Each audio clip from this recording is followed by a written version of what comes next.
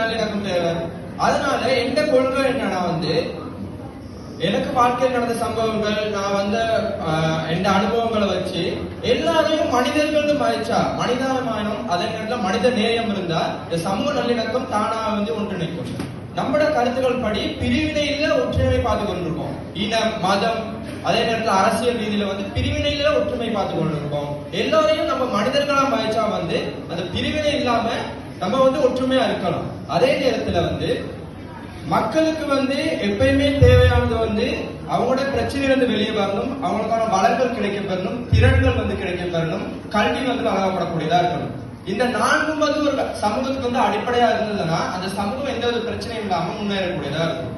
அப்படி முன்னேறக்கூடிய வாய்ப்புகளை வழங்கக்கூடிய இடங்கள் மாணவர்களுக்கு அடிப்படையா வழங்கப்படுச்சுன்னா அந்த இளம் சமூகம் எங்கேயும் போகக்கூடியதாவது இருக்கிறது சொல்லலாம். இப்ப எந்த வாழ்க்கையில நான் பல்கலைக்கழகத்துக்கு தெரிவானோடனே எந்த பல்கலைக்கழகம் கேட்டோடனே எங்க டீச்சர்ஸ் யாழ்ப்பாண பல்கலைக்கழகம் நான் சொன்னோடனே யாழ்ப்பாண பல்கலைக்கழகமா அங்க போய் கொடி தூக்குற வேலை எதுவும் செய்யாதீங்க அப்படின்னு சொன்னாங்க. எனக்கு புரியல என்னடா கொடி தூக்குற வேலை அப்படின்னு பார்த்தா யாழ்ப்பாண பல்கலைக்கழக மாணவர்கள் இதுக்கு நானும் போராட்டம் அதில் எல்லாத்தையும் சமூகத்தோடு ஒன்று வேலை செய்யறதுக்கு அவங்க முன்மாதிரியா இருப்பாங்க. அதே நேரத்துல அவங்களுக்கு ஒண்ணுன்னா அவங்க இறங்கி ரோட்ல இறங்கி வேலை செய்யக்கூடியவங்களா இருப்பாங்க.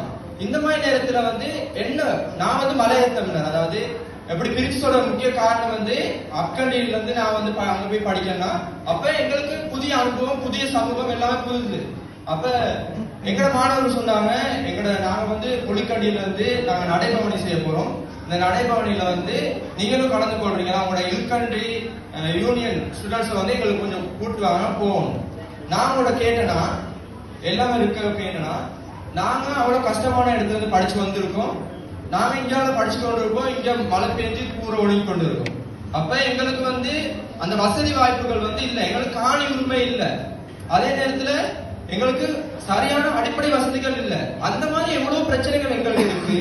உங்களுக்கு வெளிநாட்டுல இருந்து முதல் வருது, இந்த போராட்டம் செஞ்சா அந்த போராட்டத்துக்கான ஃபண்ட் கொடுக்கறதுக்கு வெளிநாட்டுல இருந்து உங்களுக்கு ஆட்கள் இருக்காங்க. அந்த நேரத்துல எங்கட பிரச்சனைக்கு நீங்க போராட வாரியா, நான் எங்கட ஊருக்கு உங்களை கூட்டு போறேன், எங்கட பிரச்சனைக்கு போராட நீ வாரன்னா நான் உண்ட பிரச்சனைக்கு போராட வாரேன்னு சொல்லணும். அப்ப அதனை அடிப்படையா வச்சு பாய்ஸ் என்ன ஒரு மனஸ்தாபத்துக்குள்ளாயிட்டு என்ன இப்படி கேட்டாலே இப்ப நீங்க எங்கட யூனிவர்சிட்டி தான் படிக்கிறீங்க, அங்கிருந்து யூனிவர்சிட்டின்றது ஒன்று ஸ்டேட்டுக்கு மட்டும் முடியறது இல்ல, அந்த மாவட்டத்துக்கு மட்டும் முடியறது இல்ல, மாணவர்கள் எல்லாரையும் செலக்ட் பண்ணி அனுப்புற பல்கலைக்கழக மானிய ஆணைக்குழுவால் மாணவர்களும் கேட்டகரைஸ் பண்ணி அவங்க வகைப்படுத்தியிருக்காங்க. அப்ப அதுக்கு அடிப்படையா நான் தேர்ச்சிகள் பெற்றனால தான் இந்த யூனிவர்சிட்டிக்கு வந்திருக்கோம். யூனிவர்சிட்டி ஒரு மாவட்டத்துல அமைஞ்சிருக்கா, அந்த மாவட்டத்துக்கே முடியாது இல்லைன்னா அவங்களுக்கு விளங்கப்படுத்தணும். அப்ப இதனை அடிப்படையா மலையக தியாக தினம், அதே நேரத்துல நாங்க மன்னார்ல இருந்து மலையக தியாக தினம் அடிப்படையா வச்சு நடைபெறி செஞ்சோமா, அதுக்கு நாங்க பஸ் புக் பண்ணி எங்களோட பசங்களை நாங்க கூட்டு போனோமா, அது ஒரு வெற்றியா இருந்தது. அதே நேரத்துல மலையக மாணவர்கள், மலையக தமிழர்கள் அங்கீகாரம் பண்றதுக்காக நான் வினாக்குத்து முறையில என்ன பிரச்சனை இருக்கு, அந்த பிரச்சனைக்காக நம்ம உங்களுக்கு என்ன உரிமைகள் வேணும்னு செஞ்சோமா, அந்த சேர்ந்து ஐஎஸ்டி யூனிட்டால கண்டி அபிவிருத்தி சங்கமால நாங்க ஒரு பழனி திகாம்பரம் அமைச்சின் மூலம் நாங்க மலையக மக்களை அங்கீகாரப்படுத்துவதற்கு ஒரு வினா கொத்து நான் சோசியலா இறங்கி தனி ஒரு மனிதனா நான் எந்த ஸ்டடி லீவ்ல போயிட்டு நான் படிக்கல, நான் இந்த வேலையை தான் செஞ்சுக்கிறேன். 1500 மக்கள்கிட்ட நேரடியா நானே கலந்துரையாடி வினா கொத்தை நிரப்பி அந்த வினா கொத்து மூலம் அனலைஸ் பண்ணி அதை நாங்க அனுப்பி வச்சோமா. இப்ப மலையக அங்கீகாரம் எங்களுக்கு கிடைச்சிருக்கு. இதை நான் பெருமையா சொல்லிக் கொள்றேன்.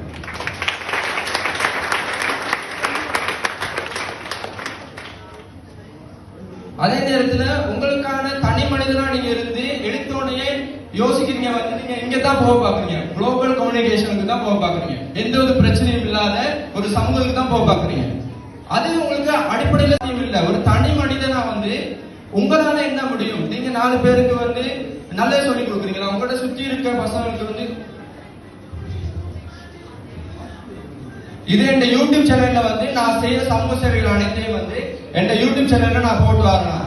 இதை 4 பேருக்கு நான் ஒரு தனி ஒரு ஆளா போய் சொல்லியிருக்கேன். அதனால என் யூடியூப் சேனல்ல ஒரு சோசியல் அவேர்னஸ் ஸ்ப்ரெட் பண்றதுக்கு நான் பயன்படுத்துறேன். வீல்காரங்க எல்லா சமூக மட்டத்துல நான் எடுத்து கொடுத்ததுதான் அந்த வீடியோ போட்டுருக்கேன்.